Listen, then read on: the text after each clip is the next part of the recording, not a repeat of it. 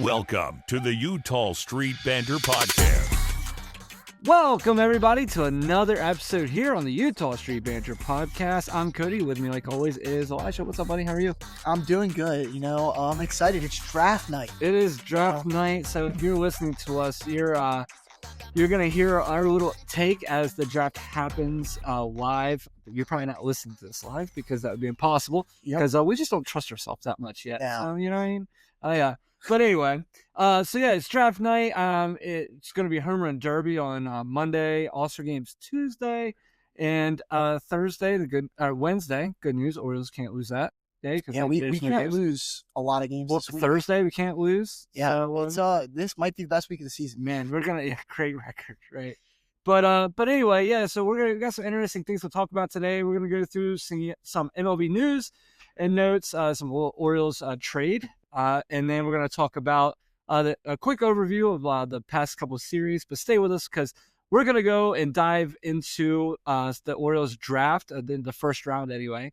And then we'll give some projections on the home run derby. So we should see. It should be a fun time. So let's get started.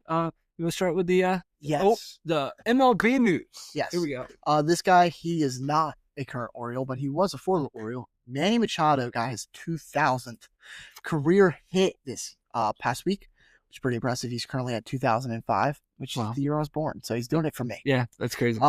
He's killing it. He's consistent pretty much every season. He may be one of the most consistent players that I've been able to watch throughout my life. Mm-hmm. He's kind of just putting up the same numbers every single year, and it's really impressive. And that's led him to get to 2,000 hits, 359 home runs. Which, by the way, if you're keeping track, that's more than Aaron Judge. I know he played a lot more years, but still, more than Aaron Judge. Still impressive. Yeah. But he is killing it. Right now, of all players that have had 350-plus home runs and 2,000-plus hits through their age 32 season, which that's how old he is. He's 32 right now. Or this is his age 32 season. Yeah. Is Manny Machado, obviously, Hank Aaron, Jimmy Fox, Mel Ott, Lou Gehrig, Frank Robinson, Willie Mays, Ken Griffey Jr., Mickey Mantle, Albert Pujols, Miguel Cabrera, and Alex Rodriguez. Jeez. I don't know if you're aware of the trend there, but they're all really good. Yeah, for real. And those are all Hall of Famers except for Albert Pujols, Miguel Cabrera, A-Rod, Manny. And Pujols, Cabrera, no doubt going to make the Hall of Fame. A-Rod's got his whole steroid case, so who knows if he'll make it. He might. Very good player nonetheless. Yeah. Still was good. And then Manny Machado. Yeah. He's a Hall of Fame. He's going to be a Hall of Fame. And of third basemen, he's now ninth. He's the ninth third baseman to ever get 2,000 hits and 350-plus home runs. Wow. There's not. I mean, some of the names on the list are kind of funny, like Gary Getty, Aramis Ramirez. Wow. Aramis Ramirez. Aramis. I don't know why I struggle with it so much. Greg Nettles, but it's also Mike Schmidt, Eddie Matthews, Adrian Beltre, Chipper Jones. So he's with some good company. Yeah. And now I did have a question for you. Okay. So Manny Machado obviously drafted by the Orioles. He played from 2012 till 2018 with us. Does he have a shot at getting his number retired in Camden Yards? For the Orioles? No. I don't think so. I mean, he was amazing. Yeah. Right. I almost feel like half of your career has to be more than half of a career. I'd say three-quarters of it. But to have your number retired, or you end there. Like if it was flip-flopped. Yeah. I'd think. Okay. How do you think of me paying this then? This isn't me trying to come at you because I don't think he does either. Frank Robinson played 6 years for the Baltimore Orioles. Yeah. Yeah. Granted, Frank Robinson is better than Manny Machado, but still, Frank Robinson only played 6 years. He was. Do you have Frank Robinson there? Yeah, I have him. I have his baseball reference. So he played from 1956 till 65 with the Reds. Okay. From 66 to 71 with the Orioles. Granted, he did win 2 World Series were won in Baltimore during that time. Mm-hmm. So I think that definitely helps his case. And then he finished out with the Dodgers, Angels, and Cleveland. Yeah. I mean, I'm not trying to say Manny Machado is Frank Robinson because Frank Robinson is by far better than him. Uh-huh. They're both going to be Hall of Famers at the end of the day. But it is just interesting to say you think that they need to play, like you said, half their career. Okay. And if you go look at any other Oriole retired number, they did play the majority of their career. Right. But Frank Robinson only played for 6 years. So I don't think he's going to get his number retired either. I think there was no winning that was really happening with the Orioles. Like he had some good playoff runs, but that's about it. Yeah. San Diego Padres will 100% retire his number. Yeah. Without it, I would have to imagine. Yeah. But I don't think he gets as an Oriole. I guess the biggest thing I want to ask you about Manny Machado is when he retires, does he play in the celebrity softball game? No, I think Manny's above that, or I don't know if I'd say above. I mean, that. CC Sabathia, right? Yeah, CC Sabathia. I really like CC Sabathia. He's been in the media a lot, but I definitely think it's cheating that the American League celebrity softball team beat the National League, and CC Sabathia played, and I think it's kind of unfair. I think. Granted, Jenny Finch played too, and she was a former professional softball player, so I guess it's comparable. But I mean, CC Sabathia hit a bomb. And this is what I was telling my dad this last night too. While it was happening, and he was like, "Well, isn't CC Sabathia fat? Go look at CC Sabathia right now. He's in the best shape of his life. Yeah, at the end of his career, he definitely he has slimmed down and lost a lot of weight. But I definitely think the All-Star Celebrity Game was kind of funny just because there's so many different levels of different celebrities that were there. Like, I definitely think everyone knows probably at least one person there, but you probably don't know like anyone else. Because like I know you have like some rappers from Atlanta there. There's some comedians, some baseball personalities like Jake Storiale, one of the co-founders of John Boy Media, was there, which I think it's funny. You have him, and then you have Quavo, who's a rapper, and then you have Jordan Childs, an Olympian. But like, it's just a very odd mix of people. Yeah. Like, I know we last week guessed who we think would fill out the Home Run Derby roster. You would never be able to guess who's going to be the All-Stars roster. It was 17-15, though, is what the final score was. A lot of runs, a lot of home runs. Defense is not the specialty in this game. I will say. That's funny. But while we're taking this break, obviously this is the start of the All-Star break, right? We're going to the festivities. So the season's roughly halfway over, right? Not quite, but roughly. And currently, the best team in baseball. Do you know who the best team in baseball is, Cody? The Baltimore. Oh no, it's not the Baltimore. I'm gonna say it's. Oh, I'm gonna look at the standings. That's cheating. You're supposed to look. Well, I mean, the best team in baseball to me is the Dodgers, but not. The Tigers have the best record. Yeah, they're above a game above. Which, granted, the Dodgers did just break a 7-game. What happens to every year? What happens every year to an AL Central team? They get bad. They always get beat by an AL East team. Oh, yeah. Well, and so you know what the problem is? I mean, we don't beat them, though. So, Tigers fans, I'm not coming at you. No, you know what the problem is, though? So, if you go look at the AL wildcard standing, as it stands during the All-Star break, the New York Yankees and the Boston Red Sox both have a wildcard stand, and then the Rays are a game and a half out. So, it could be possible we're the only AL East team that doesn't make the playoffs this year, which, would be fitting for how the year's going. Yeah, for real. But the Blue Jays are in first place of the East. The Tigers, of course, are in first place. The Astros have a decent lead on the Mariners in the West. Phillies have a half game on the Mets, which that's going to be an interesting race coming towards the season. Guess who's in third place, by the way, in the NL East? Oh, I don't the Marlins. Yeah, that's crazy. The Marlins they've gotten hot. The Marlins are 44-51, which, by the way, that's a better record than the Orioles. It's weird seeing the Braves under them, though. Yeah. Yeah. But I did see something. ChatGPT recently just picked the Braves to win the World Series this year, so they'll have to get hot soon. So next time you go live, like die hard on ChatGPT. I'm so old, I can't even say it. I just know it can be wrong, I guess. Yeah. But if you're listening, chat, we love you. We do love you. I don't want you to take. So when you purge the save us. Yes, I will gladly be your house. Yes, and do your dishes or something. I just don't want. Just don't expect them clean. I've seen. Moving on. The Cubs are in first place in the Central, and the Dodgers 5.5 games up with the Padres. The Padres still have a really good record. So, yeah, man, we're nowhere near any of those teams, by the way. Yeah, just in case. Just in case you want to follow another team for the second half. And the only Orioles news we do have really is Brian Baker. Yeah, has been traded to the Tampa Bay Rays after he gave up a bunch of runs for the Orioles, and then he went and gave a bunch of runs for the Rays. First game, he gave up 2 runs. Yeah. His first appearance for the Rays. But he's going to be an all-star by next year, maybe. For real. Yeah, I mean, we got one of their compensation picks. Was it 31? 37. 37. From the Rays. So we pretty much got an end of the first round draft pick for him. Which, remember, that part of the draft is where we drafted Gunnar Henderson. Yeah. So the potential's Gunnar Henderson or no one. Yeah. So anywhere. So this is a pitcher that we didn't even know if he was going to make the opening day roster.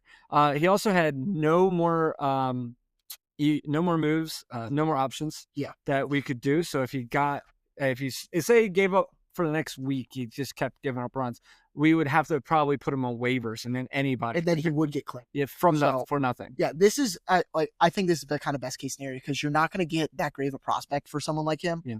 And you're not gonna get a first round prospect. No, you're not gonna get a prospect that. And I know this year's draft was kind of weaker, but still, you're not gonna get an amazing prospect. You're not getting anything near MLB ready. Yeah, and Elias said that he wasn't even shopping him; that the Rays came to him.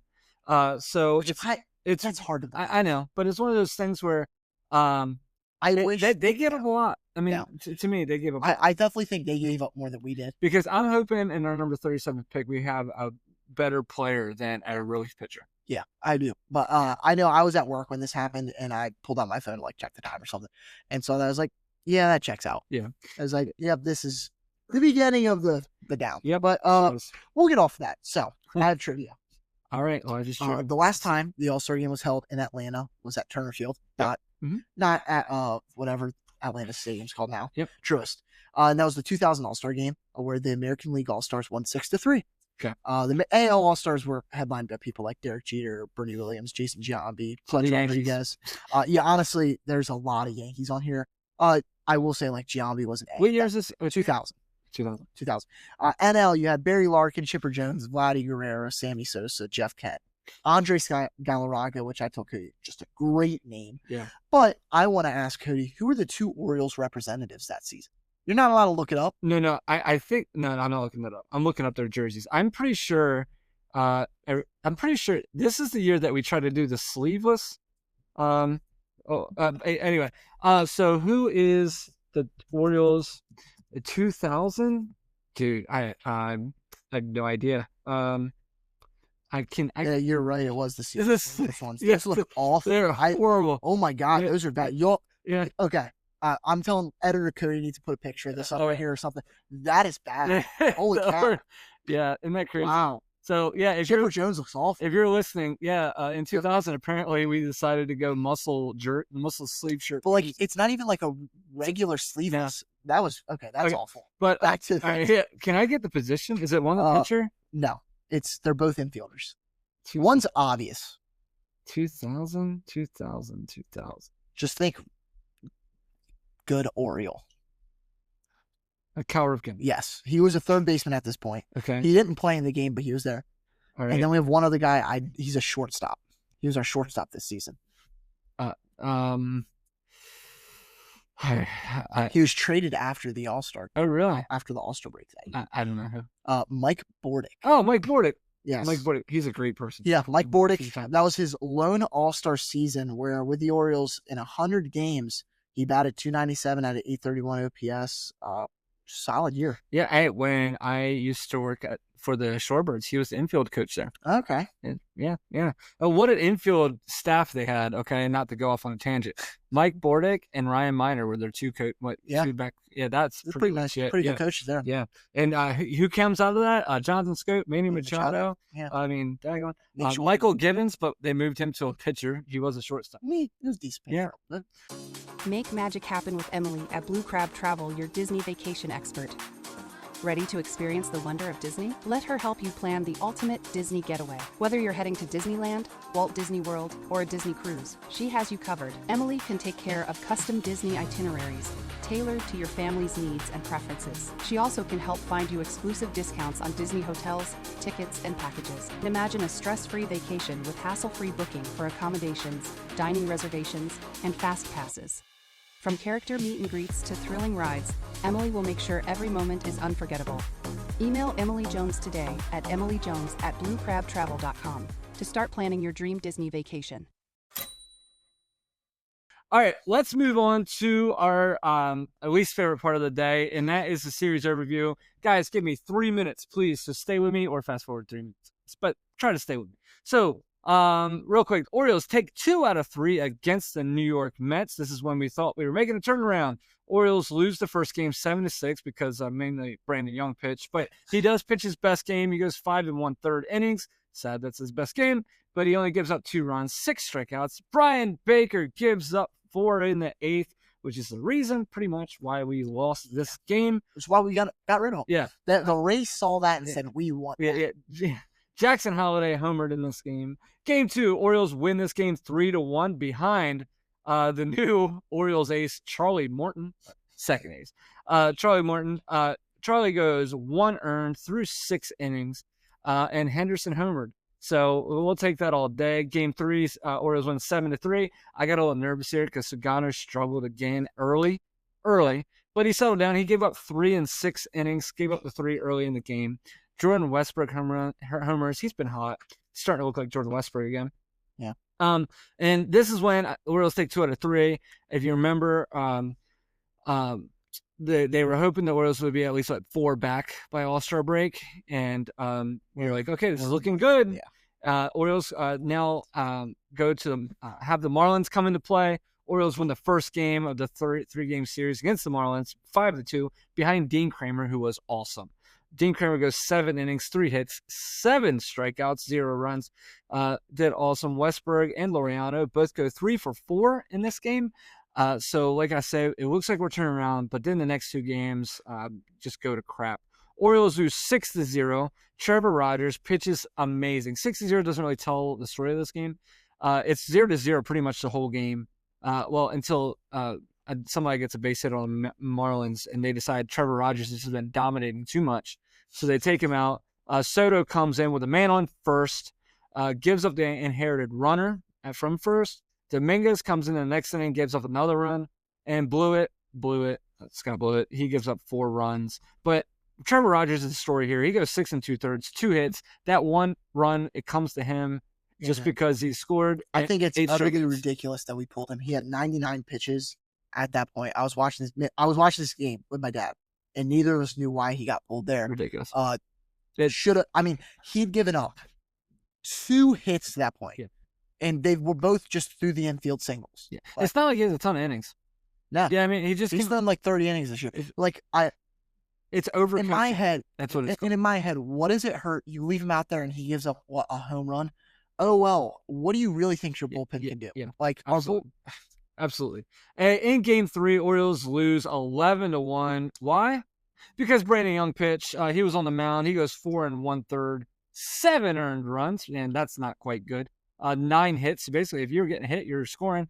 Laureano does homer for the 1 lone run. In the last 2 games of the series, the Orioles are outscored 17-1. Well, yeah, it doesn't help when you don't score any runs. Yeah, I know. Yeah, I mean, it's just pathetic. But like I said, my 3 minutes is up, and I'm not going to waste your time. Orioles we did good against the Mets, and we sucked against the Marlins, which is backwards of what I thought probably was going to happen, but whatever. We want to dive into something more fun, and that's the typical Oriole fan thing to do, and that's look for the future, because that's apparently what we like to do. We've been doing it for the past since 1984. Yeah, we won in 1983. So, since 1984, we've been looking towards the future. So, let's talk about the 2025 MLB draft, and I'm pretty excited about this. So, the Orioles have 4 picks in the first round, pretty much. The 19th, the 30th, the 31st, and the 37th. In the 19th, for the 19th pick, the Orioles take Ike Irish. He is a catcher / right field from Auburn. What do you got on him, Elijah? So he is graded out as an overall 55. That's out of 80.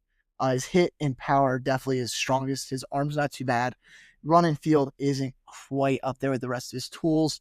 They believe he's going to be moved out of catcher. He's still listed as a catcher, though. Probably most likely end up as that. Shocker, an outfielder. Yeah. Like almost every – well, I mean, we never draft outfielders.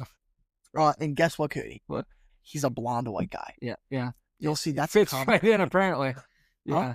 I said he'll fit right in, apparently. Yeah. I mean, you would think he's redheaded just based off his last name being Irish, but no, he's not. He's an SEC guy, which is Mike Elias' favorite place to go. He's from Michigan, so we'll see maybe that Michigan power. I don't know. I like his name, though. I really like his name, Ike. Ike is a good name, but I mean, he's from Auburn. He was a really good bat. He had a 7.10 slug this season, batted .364. He had 13 home runs, and I don't know. He could be good, but he's a prospect. Yeah. I mean, That's, I mean, what it comes out to. He was ranked as the 11th overall prospect going into the draft, so we kind of got a steal here. I think the one thing we do have to think about is us having all of these draft picks in the early rounds. Honestly, what it does more than anything is opens how much money we can spend in the draft. Yeah. So it could be because maybe Irish fell because someone who was drafting 10th or 11th overall thought he was going to be too pricey for what he was worth at that part of the draft. Yeah. But now we're saying, well, we have a little bit more money. We can go get a higher rated guy. yeah. And this year we have the most money. Yeah. For draft capital, most ever in the history of the MLB draft. The 30th pick of the draft, the Orioles take Caden Bodine. Caden Bodine is a catcher from Coastal Carolina.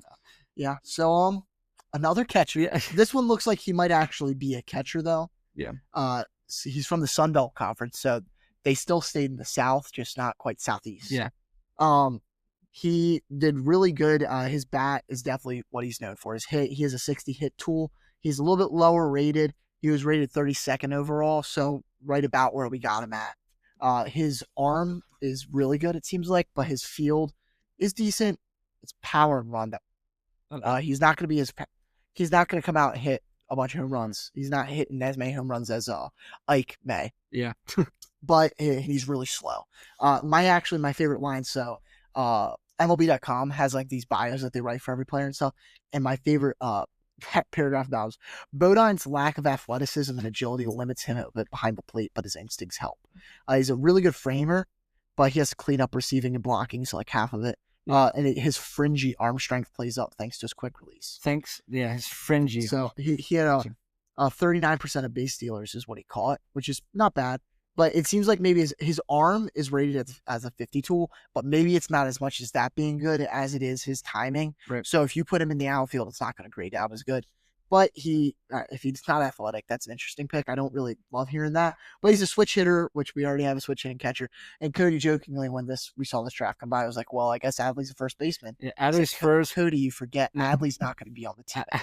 Adley's first, besides DH, and Bodine is the catcher. But I mean, this is 3 years, right? So hopefully in 3 years we see him. All right, Yeah. for the 31st pick, I should have practiced saying this more. We got Wahiwa Aloy. Wahiwa Aloy. He is the shortstop, or was the shortstop, for Arkansas this past season. This is probably the one I'm most excited for. Yeah, he has a lot of high upside. He was the Golden Spikes Award winner, which, remember, we drafted a Golden Spikes Award winner in 2019 in Adley Rutschman, which best overall college bat. And he's Hawaiian, which is why his name's why his name sounds like that. Wahia, I believe it is. Yeah. You don't think he's from like Maryland? No, I'm kidding. He's from. Yeah, I'm never kidding. know. But he played for Arkansas. He was really good. He led the Razorbacks with 14 homers. So interesting. Just he has the power.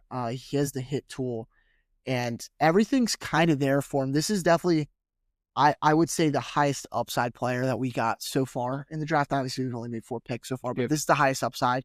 But he has big strikeout numbers and that's what, when watching like the MLB's programming about him, that's definitely the big fear and why he fell this far. He was the 17th overall prospect going into the draft. Yet again, he won the Golden Spike, so he's pretty good. Yeah. It's just, what does that strikeout look like? Because especially when strikeouts are a problem, it can just be elevated so much when you move up to a different level. But it's definitely interesting. He has a lot of power for a middle infielder. His defense is good enough that'll stick there. But he also could be moved to third base if needed. So definitely going to be an infielder. The way that you think about this is a round where we drafted Jordan Westburg at, and he's looking as a better prospect as Jordan Westburg, and look at what Westburg turned out. So it's really just, other than the strikeout, we're looking pretty good. I think he's going to be a fun one to watch. Yeah, I mean, I agree. I think when you watch him swing the bat, it looks legit. So he looks good. Super excited to have him as, it's just, he fits the mold with the Henderson Holiday type. Yeah, I will say, to be fair, we have drafted white guys up to this point, so he's not white. He's Hawaiian. He's a native Hawaiian. So we're diversifying our portfolio. Yes. So we're not sticking to the white blonde guys, but not for long, because guess what? The 37th pick of the Orioles 2025 draft is Slater did wrong. Which is just a soup. Slater is such a white person. Yeah, and then he goes with the he has a hardcore nickname, Lil Slay, and he's a musician as well. Lil Slay, and that's also because he's like 5'8". He's a center fielder from Summit High School in Oregon. He's a high schooler. He is well, not anymore. Well, hopefully he graduated. So. Yes. This isn't Sean. He was committed to Vanderbilt. First high schooler we took in this draft. He looks like he could be really good. They're comparing him to Slade Caldwell, who was drafted last year by the Diamondbacks. Also comparing him to Corbin Carroll because he's short, really speedy. His power is not exactly there, but his hip tool is really there. His defense is really good. His arm's okay. I really do like the fact that he's a musician. I think it's hilarious. Lil Slay. I listen to him on Spotify. Not my cup of tea, but there's music for everyone, right? Yeah. I mean, it's not your cup of tea, not because he's not good. No, it's not just because not your of type it's just the music. Yeah. So. But yeah, he writes his own stuff, so that's kind of. I guarantee you, his Spotify. He only has like 200 monthly listeners on Spotify. That's gonna go up. Yeah. Oh, and so tonight. Yeah. Like he'll have thousands. I just think my two takes on this. Okay. It's gonna be a while before we see him. He's really young. He's 18. He's 2 years younger than me. He was born in 07. That hurts my feelings a little bit. So it's going to be a while before we see him too much. Right. Number 2, I have 2 requirements for this guy. His name's Slater DeBrun. He has 2 choices for walk-up songs. It has to be either something he's written and sang himself, or it has to be Skater Boy by Avril Lavigne. Because Slater Skater. Okay. I feel like that. All right. He also, if you look at a picture of him, it looks like if Gunnar Henderson and Jackson Holliday fused their faces together. That's what it looks like. That's what he looks like. The meme that gets passed around every year of Heston Kjerstad, Adley Rutschman, Gunnar Henderson, Jackson Holliday, all of those guys, he's just going to get thrown in there. Yeah, absolutely. So those are our first 4 picks of the 2025 draft. Like I said, the biggest one is Aloy. I'm excited about him. Slater, that might be a guy that we kind of look forward to seeing too in the future. Not that I don't like Irish and Bodine. It's just, I just they're not as exciting. That's no offense to them. It's just they're And then our 31st pick was Aloy, the shortstop from Arkansas. Like he was originally projected to be our 19th pick in mock drafts, so we got him later. Yeah, so that helps a lot. So, but yeah, so we'll see. Hopefully, we have some more fun news coming in the draft, and we'll see how it goes. But obviously, it's so hard in the MLB draft because I'm almost positive that when the Orioles took Jordan Westburg a few years ago, I didn't go, oh my God, Jordan. They took Jordan Westburg? That's kind of my thing that I'm thinking about is that we can develop bats enough, and I don't know enough about these players, and there's so much uncertainty. Yeah. I'm not going to say, well, this is stupid. Why do we pick him? Because I don't know. It'd be different if we had like a top 3 pick, where I'm like, okay, we shouldn't have picked that guy or something like that, but I don't see it as that way for us. Yeah, I think we're just going to see. I can guarantee you that all 4 of these guys, they're not all going to be all-stars. But good news, we only need one. If we get one or 2 that are going to be good, that's great. Yeah, I mean, so we had 4 or 5 chances. So yeah, the one way that I do look at it though is if you're a position player and drafted after tonight, which is after 3 rounds, you're never making the major leagues as an Oriole because unless you're a top draft pick, you don't do well as an Oriole. Yeah. So, but yeah, moving on, we're gonna talk a little bit about the All-Star Game and Home Run Derby festivities. Home Run Derby is coming up, like I said, Monday, which is probably the day you're listening to this. So, Home Run Derby, we got Byron Buxton from the Twins, we got Junior Caminero from the Rays, Jazz Chisholm from the Yankees, because obviously you have to have a Yankee, O'Neill Cruz for the Pirates, Matt Olson, Braves, Kyle Riley for the Mariners, Brett Rooker, A's, and James Wood, Nationals. Now, I will say, at first, I wasn't super excited about this Home Run Derby because of the people. I don't really care. But actually, when I'm looking at this is actually kind of neat. So Byron Buxton, the best part about his game is he's electric. He just needs to stay healthy. So he'll be a cool one to watch. Junior Caminero is a new young stud coming up through the ranks. Jazz Chisholm will get the New York media to watch him. And granted, Jazz Chisholm can't crush the ball. Cody's more excited of him if Jazz Chisholm's still a Marlin. Yeah, I would love it. Yeah, it's honestly is the New York. He's really leaned in. Like Jazz Chisholm has really leaned into the Yankee. Yeah, I would too. If I was him, I would too. Oh yeah, no, I'm not. I don't blame him. Yeah, it's the way the world is. All right, O'Neill Cruz, Pirates. He's gonna be there. He's a new young stud. He As long as he like 500. well, as long as he don't get tired because then he just gives up. Matt Olson, first baseman for the Braves. I'm excited to see him. And then, like I said, Cal Riley is one of the best home run hitters right now in baseball.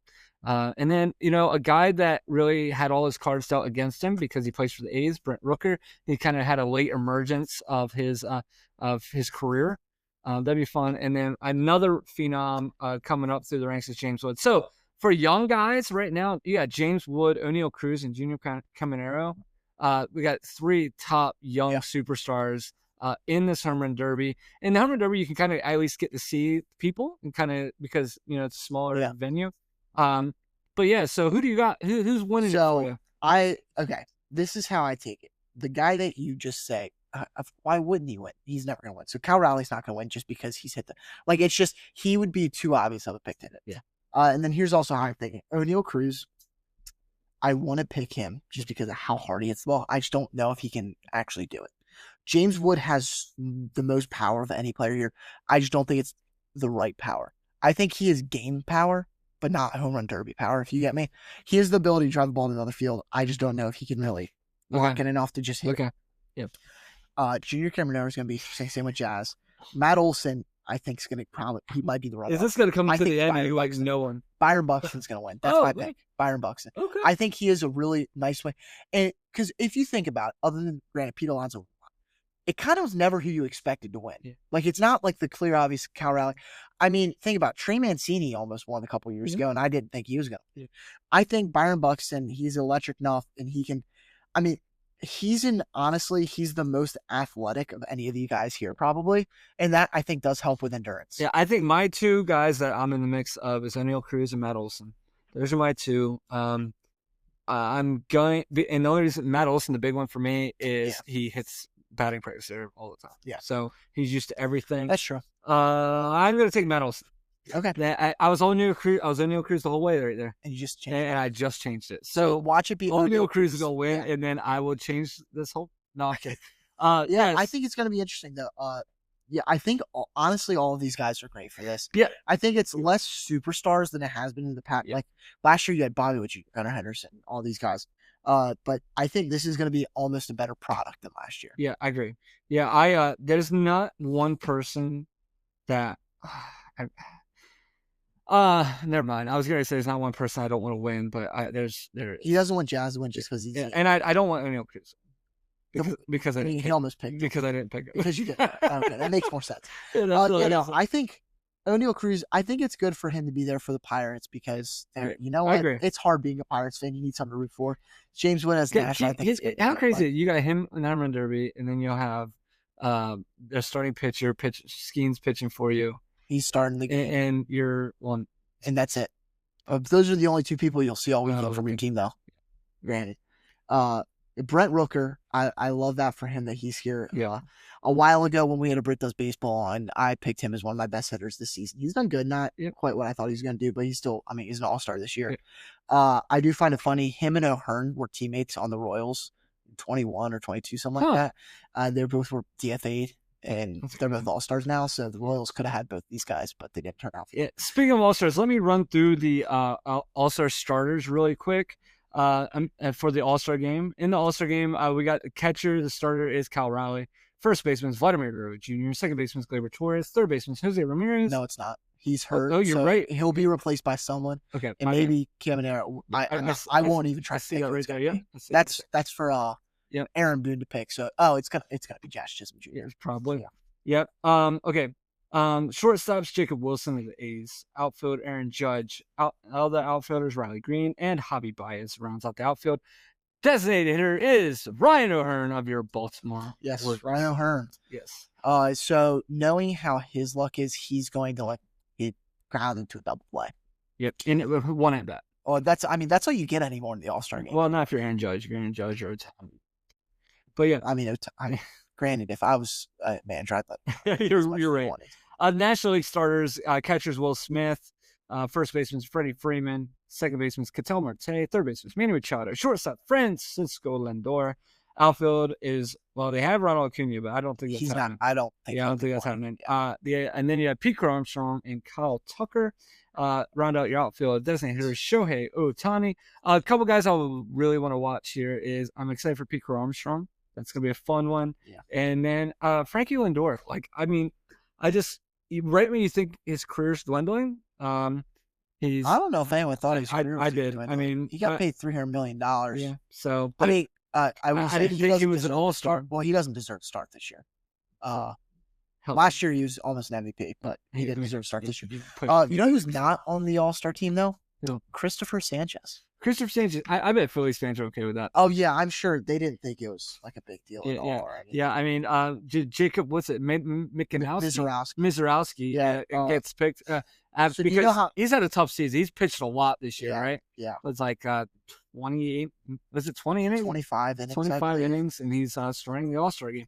So, no lie, if you're watching this and you haven't pitched this year, there's a guy that's pitched 25 more MLB innings than you. That's going to be 25 and 2/3. That is a 2/3. So you know what?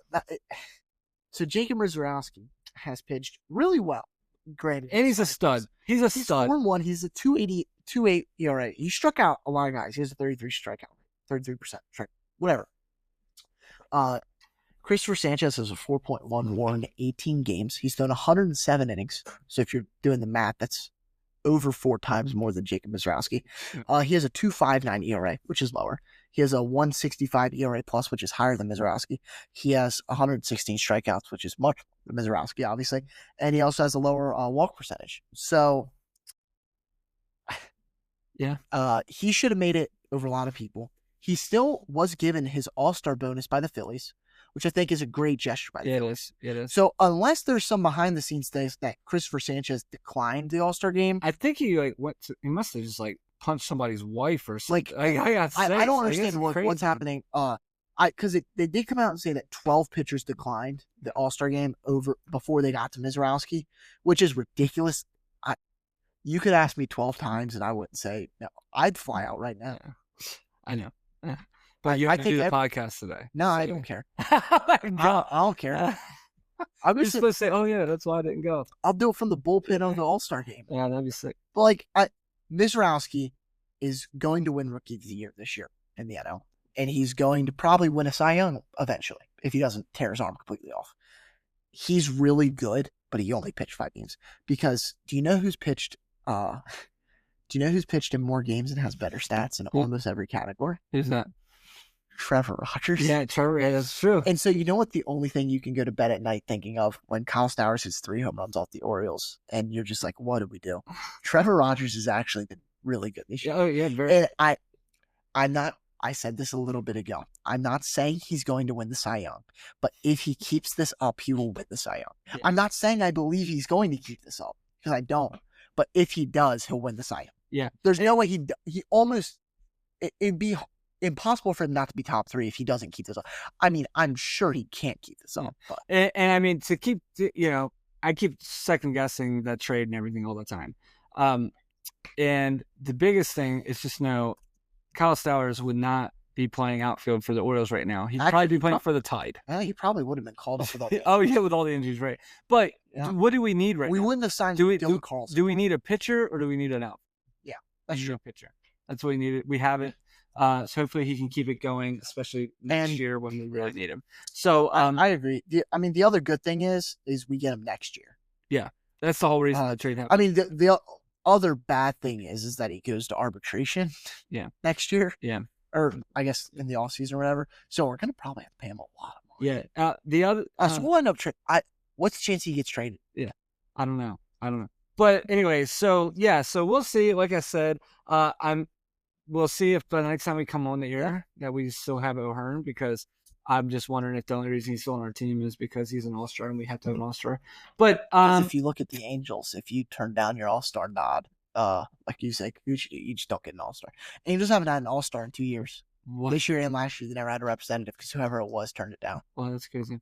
But we hope you enjoy the Home Run Derby this year and also the All-Star game. It'll be the time where you can root for the American League and you have a chance that your favorite team might win. What's that feel like? But anyway, so like I said, we can't thank you enough for watching another episode here on the Eutaw Street Banter podcast. Please make sure you give us a subscribe and a like on our YouTube feed. We're also on Spotify and Apple Podcasts, so check us out. Give us a follow there. 5-star rating, please. That helps our name get out there even farther. But we truly can't thank you all for sticking it through this difficult first half of As the tough Baltimore as it is for season. you to listen, even tougher for us to talk. Yeah. So ever since what was like the 6th week of the season, or maybe shorter than that, we were like, all right, we're being positive for the rest of the year. Yeah. As positive as we can be. So it's hard sometimes, but we do it. We do it. We push on through. Yes. It's So all for you. it's all for you. So anyway, we can't thank you enough, like I said, and we will see you next week. We're going to go over the first half review of the Baltimore Orioles 2025 season next week. So we can't wait to see you then. Thank you guys. Have a great week. See ya.